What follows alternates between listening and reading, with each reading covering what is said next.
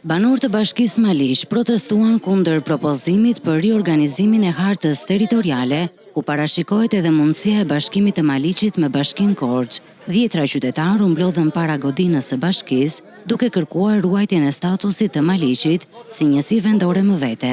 Gjithë kemi ngritur një komitet, një biznes të gjithë. Këta e prishin, e këndërtojnë kur të duan. Ne s'kemi pronë e këtyre deputetëve, kësaj politike, që të bëjnë të dyra e sapet e tyre, edhe ne të gjithë të ndëshkojmë këtu. Do thërresim Këshillin Bashkiak.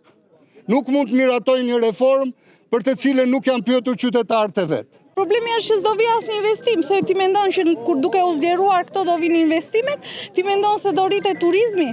Protestuesit argumentuan se bashkia ka një territor të gjerë dhe një profil të rëndësishëm bujqësor, ndaj bashkimi me Korçën sipas tyre do të ndikonte në përfaqësimin dhe ofrimin e shërbimeve për komunitetin. Të gjithë e dimë që janë 81 fshatra, janë mbi 30.000 qytetarë këtu. Dhe si do të vi qytetari nga Kufiri, Skrapajt apo i Gramshit të shkojnë në Korçë. Jemi nga bashkit më të mëdha që ne mund të quheshim shumë një bashki bujqësore sepse territoria është një fushë dhe ne nuk kemi se si mund të bashkojmë me Korçën. Kemi vojtur 45 vjet, tash të vuajmë akoma të shkojmë gjende në Korçë, një gënjë këte, të paguajmë para e të rrimë me muaj të tëra në përdyrët e zyrave. Pjesëmarrësit deklaruan se do të vijojnë protestat dhe reagimet e tyre derisa të tërhiqet çdo propozim për ndryshimin e statusit të Bashkisë Maliq.